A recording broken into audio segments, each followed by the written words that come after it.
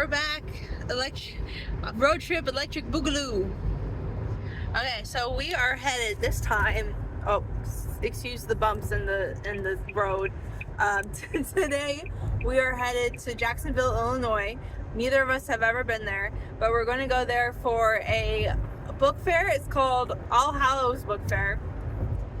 It's being sponsored by a bookstore called Our Town Books. They reached out to me on Threads to see if I would be interested in doing this event with them, and I said yes.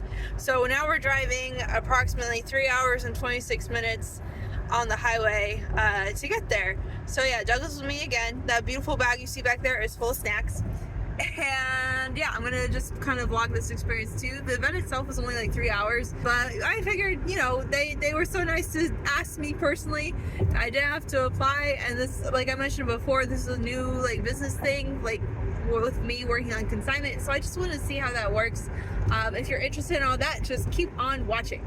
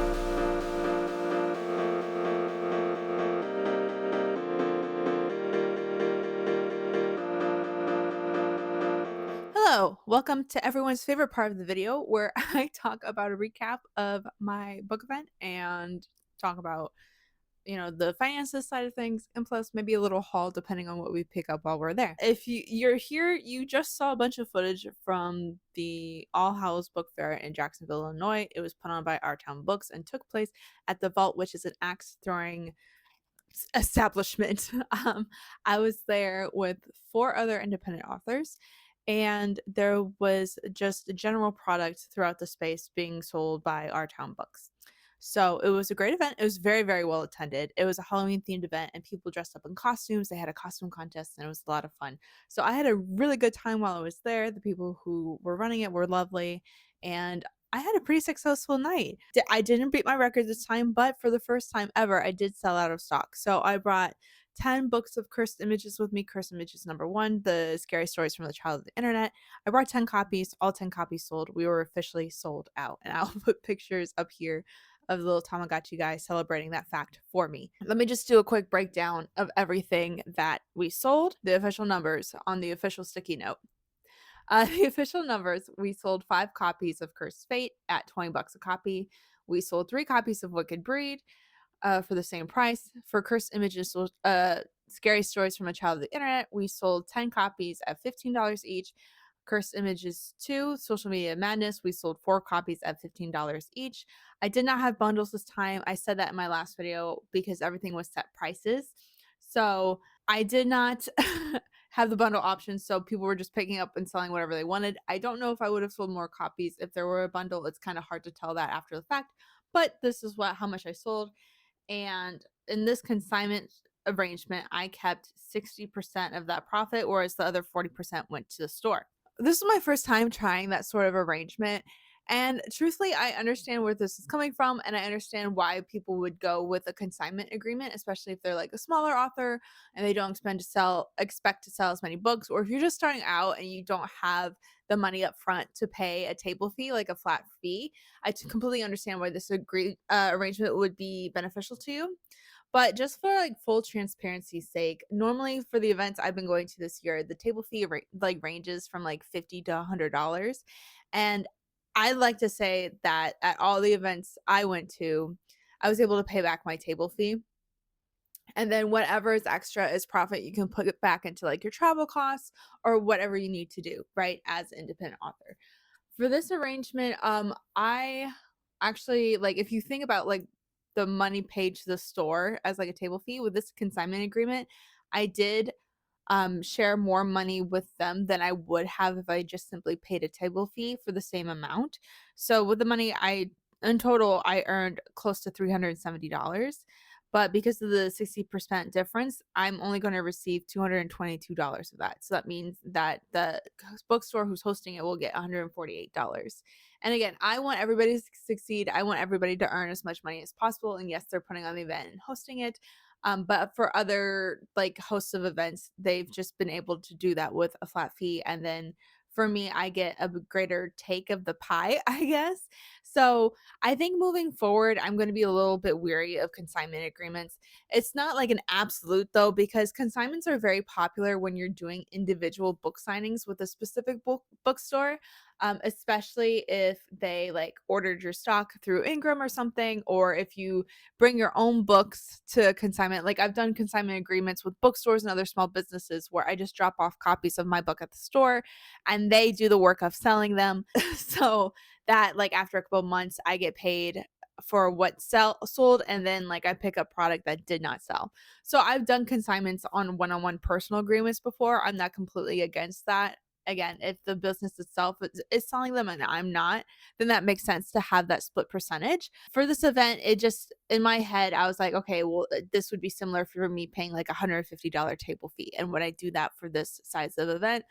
A little questionable, but that's no shade to the bookstore itself. They were more than agreeable. They were very accommodating, and they explained that, this is their first Halloween event and this is their first crop with like a group of authors there. So if they have more experience doing consignment deals with folks for individual book signings or, stocking stock from authors, this might be a learning experience for them as well as a learning experience for me. So I just want to be transparent with that, because I know a lot of people who watch these sorts of videos are also interested in being an independent author.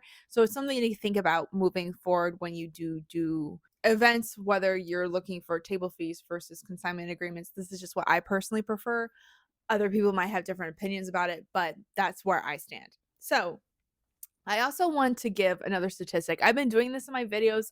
I don't know if people realize why I do this, so I'm just going to explain why I do this. I like breaking down the speed at which I sell books. So again, this was a 3-hour event and I sold 22 books, which is great. If you do the math, that means I sold about 7.3 repeating books per hour. Okay. So basically what I did is I just took 60 minutes and divided it by 7.34. That means that I sold one book around every 8.2 minutes.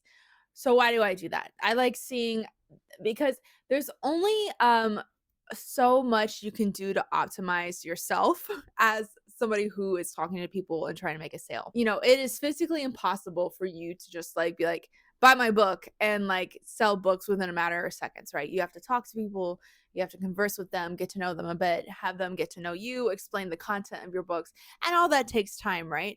I'm not saying that you need to rush through things. That's obviously what I'm not saying. But I'm trying to find an optimal estimate for me so that if I do an event, I can try to predict realistically how many books I can sell at an event given the amount of time. Obviously, there's other external factors to that, like, the type of audience that's there. Maybe they're not into like scary stuff, then oopsies, or location or season, or even how I'm feeling that day. Am I sick? Am I going through something? Like, obviously, nobody can completely optimize this sort of thing, but this is helping me do my own estimates so that if I say like, oh, there's another 3 or 4 hour event coming up and I typically sell this many books at similar events, then I know that I have like a standard, and that way I can measure my own expenses, like travel expenses. A lot of times I have to like rent a car, right? So given how many my average in selling, how many books per hour, should I or should I not do an event based on how much I can realistically earn back, right? Like, I'm trying to collect as much data on myself as possible. That's been kind of the goal for this year with these events, is like learning more about how these events work and certain professional expectations, certain financial expectations for myself and everybody else involved. But also, how can I learn more about myself and how can I get better at representing myself not only as a creative but as a businesswoman as well, and how I connect with readers and potential customers. So not only am I seeking to improve myself and my sales pitch and like generally connecting with folks, but I'm also trying to like do predictions for what events I say yes to in the future, right? Am I just going to an event because of vanity's purpose and I want to just be seen in front of people, or am I going there because I really am invested in trying to make as much money as possible, right? Unfortunately, like, I don't think there's a clear cut answer for either, because there's lots of things that go into decision making processes for like showing up at these types of events. The biggest pro for me is that I get to meet new people that I might not have like met otherwise through the internet. But and like sometimes when I do these events, I do see an uptick in online sales after the fact for people who maybe were interested, who couldn't have buy it at the time, but then maybe they buy in the future. But it's at the same time, like I said, I have to rent a car if I'm leaving the city of Chicago, right? And that can be very expensive. You're also counting gas, you're also counting your printing costs, you're also counting food. Do you have to stay someplace overnight? Like, especially for like authors who go super far away to different states for big conventions, it's a mixed bag. So I'm trying to get as a baseline for myself to really see how well I can do given certain circumstances. So that's why I do that data for you. That's why I put out this information for you. So you yourself can try to find your own baseline and then see what works for you. But overall, I think it was a really great event. I met some great readers. There's like one person who showed up, bless her soul. I love her down. She like was already interested in picking up every single book of mine before I even finished my pitch for anything. She was like all invested. She's like, I'm here, sign them all, I'll take them all, no questions asked. And I was like, dang girl, okay. So shout out to Julie. I remember Julie because I wrote her name so many times and she was just fantastic. So shout out to Julie. But yeah, I just love meeting new people. I love meeting people who are enthusiastic about reading or who are enthusiastic about supporting small time writers and artists and things like that. So it was great. I had a blast. We've never been to Jacksonville before. We've never been to Central Illinois before. I'm saying we because my husband went to because he loves these little like road trip supernatural type adventures, and that's definitely what it felt like. So we just had a fun time, and again, I'm really appreciative to Christina and everybody at Our Town Books for having me for this sort of event and giving me this opportunity. And I hopefully can do more opportunities with them in the future. So yeah, it was a great time. I wanted to show off some of the other books because, of course, Douglas went shopping. Because if you know anything about Douglas loves shopping. And he picked up the books from the other authors there because he is such a sweetie pie. And so I'm going to flash them on screen for you real quick. Bam. Bam. Bam.